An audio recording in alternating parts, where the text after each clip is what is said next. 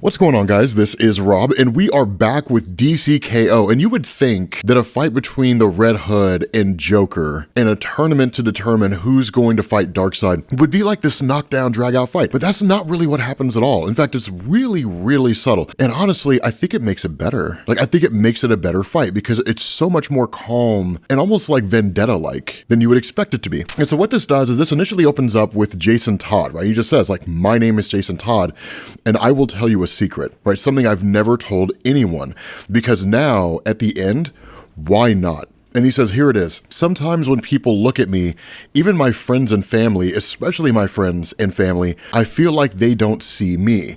Instead, they see him. Those eyes, that grin, the laugh, the damn crowbar, they look at me like I'm his creation, his achievement, the crown on the clown prince of crime. And he says, no more. In this arena, that ends. And it's almost this perfect encapsulation of the nature of Jason Todd. Because for those of you guys who don't know the story of Red Hood and DC Comics, and I imagine there's a lot of people who are getting into DC for the first time because of the DC K.O. event in the Absolute Universe, Jason Todd, when he was originally introduced pre-Crisis, was basically a carbon copy of Dick Grayson, all the way down to his origin story, right? Like, he came from a family of trapeze artists, that his family was killed, and that he was taken in by Batman after, I think it was pre-Crisis where he boosted the wheels off the Batmobile, but he was taken in by Batman and then raised to become Robin. But eventually he ends up dying in Death in the Family, and like, he comes back as the Red Hood. But 9 times out of 10, whenever people think of Jason Todd, they think of the Joker killing him. It's like his iconic moment in DC. And so it's this perfect encapsulation, because even us as the reader, we look at Red Hood and we're like, yeah, man, Jason Todd became Jason Todd because Joker beat him to death, not because his family died and Batman adopted him. And so again, that's when you go into like the nature of what's happening with DC K.O., right? Where the Heart of Apocalypse says, this is a fight to the death. Best 2 out of 3 rounds. I choose the arena. After this round, you choose your forms. And it just says fight. And then in that moment, Jason Todd and Joker just start unloading on one another. And that's where Jason Todd comes in with this just like amazing monologue over the course of the entire story, because the whole story is just told from his perspective. You don't really get much from the Joker. Instead, he initially comments on the fact that Joker's incredibly fast, that he's unpredictable, but he says it's the third factor that makes him such a nightmare in hand-to-hand combat. He says, it's funny, I remember the first time I saw Bruce fight him. I idolized Bruce back then, and I can still feel the shock. The shock of seeing Bruce, Batman, struggle against this bony, grinning goon who laughed at him the whole time. But now I get it, right? The hurricane of chaos, and that third factor, the worst part, the abandon, the way he fights, like he doesn't care if he lives or dies, and he's just having fun. And he says, I'm fighting for my life here, so maybe I should do the same and have my own fun. And that kind of encapsulates the Joker almost perfectly as well. Because I think that on the surface, a lot of us as fans look at the Joker and we kind of analyze him as like this guy who doesn't care who he kills. And like, that's where the analysis stops, right? He's just a crazy guy who kills things. And sometimes he just like turns the whole city of Gotham into people full of Joker toxin, and like, that's it. But once you actually scale back, that really is true. The Joker doesn't care if he lives or dies. He doesn't care about like the identity of Bruce Wayne. We learned that in the New 52. The only thing he cares about is the kind of circular battle between himself and whoever he's fighting at that point in time, which more often than not is Batman. But there is this kind of personal relationship between the Joker and Red Hood. And so that's where Jason continues on, and he says, maybe that's how you win, right? By being his creation, fighting just like him. Like, you don't care if you live or die, so long as I win. And then he says, before we enter the tournament, the Quantum Quorum said we could bring something with us. One item, whatever it would take to win against our friends and become whatever the hell a King Omega is. And he says, now me, I've got my share of items to choose from, but it took me less than a minute to decide. They said all our enemies would be locked up in the Phantom Zone, far away from the tournament, but my gut knew better, which is why I chose what I chose, because he's never locked away. Not really. I learned long ago that Joker is always lurking around the corner, just out of view. For years, Bruce studied the elements that made Joker into what he is, trying to figure out their secret.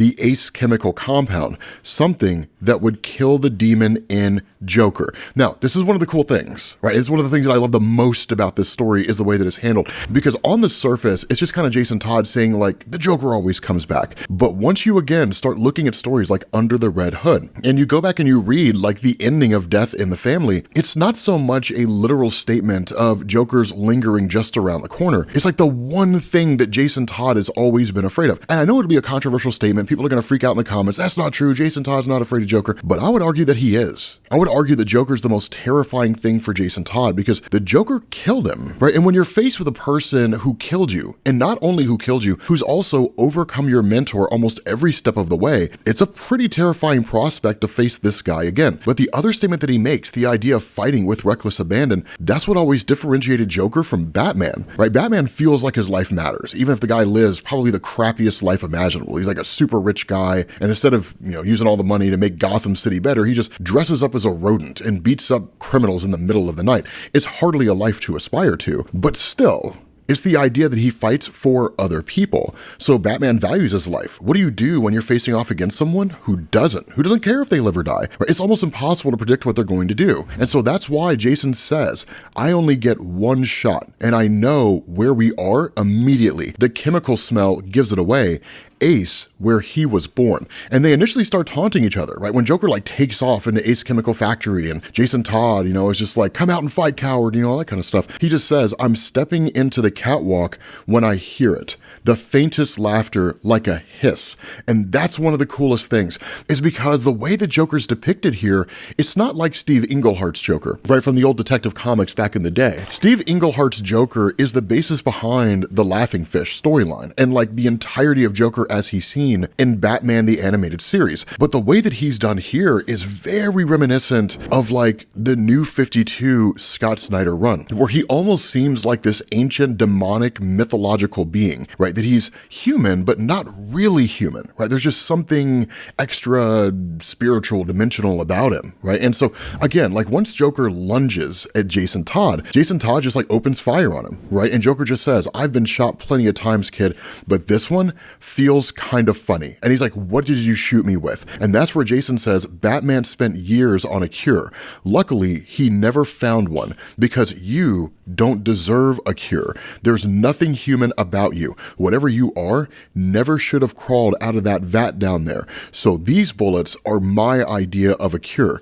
The compound in the bullet, it was produced from the same chemicals that made you, but amplified 1,000 times over. Death by the very stuff that should have killed you in the first place. And literally Joker's just like this horrific mutated beast. And literally he just says, nicely played, but I also brought a few toys, and just throws an explosive at Jason Todd, which knocks him off the catwalk and sends him falling into the vat of chemicals, which is like a fate worse than death for Jason. Again, his greatest fear, because it's him being turned into the Joker. And that's where he says, right, not like you. And Joker tells him, no one's like me. That's the real joke. No one else could have survived this chemical bath. I am 1 in a million, which turns out to be true because in these final moments, Jason Todd starts turning into the Joker and then just kind of starts melting and wasting away and dies. And so in that moment, we go to round 2, because keep in mind, best out of 3 rounds. I told you guys, it's subtle, but it's phenomenal at the same time, because what you end up doing is you pick up to when they initially fought each other in Death in the Family. And Jason says, barely time to think,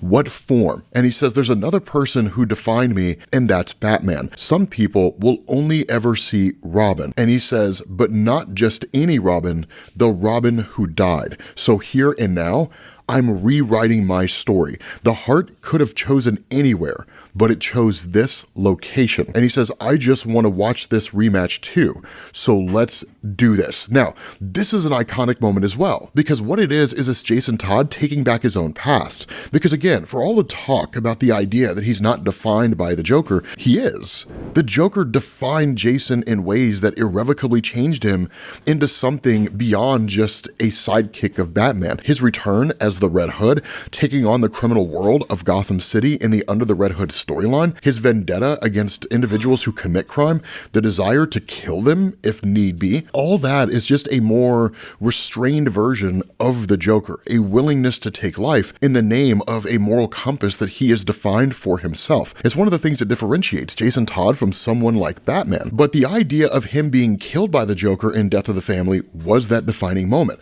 So it's almost like anyone out there who's ever been victimized and is afraid to like go down that path that led them to becoming victimized, right? A person whose car was broken into, or a person who was assaulted in some kind of a way, taking that back by being willing to do those things again and kind of demonstrating to themselves that there really is nothing to be afraid of. And so that's why he says, right, it's strange to be this young again. I forgot how angry I was then, full of fury, heart pounding in my ears, adrenaline like liquid fire, because that's the other part of Jason Todd. When he was young, he was full of rage. He was pissed off all the time. And so when Joker finally gets the upper hand on him and cracks him over the head with a crowbar, it's history repeating itself, right? And he says, no, not again. This can't happen. This cannot be how I lose. I am not that kid anymore. And so just like in the original Death in the Family story, there's a bomb in the room. He's being beaten to death by the Joker. The bomb is counting down to 0. And so that's when he says, time for another secret. And he says, back then, I held back because I was worried if I fought back, I would kill the Joker. And that kid, he would have rather died than disappoint Batman. And I don't give a flying crap what Batman thinks now. And he says, I could just let you die in this explosion. But ultimately, he gets his payback. And this is where the title comes in, right? He says, like I said, people look at me and think of Batman. I am his doing, his scar. So this time, I will fight like him, cold, controlled, break every bone in the Joker's body. And that's where he just stands over Joker with a crowbar and just says, beg, Joker, beg. And that's where Joker just looks at him and says, please, kid, die. And then just like open fires on Jason Todd with a handgun, right? But like Jason dodges out of the way, the bomb goes off, and instead it's the Joker who dies. And it's not Jason Todd. Jason literally just like carries his body out of this, and it's K.O. So at this point, they're 1 for 1. So now whoever it is that wins this final fight is the one that goes on to the next round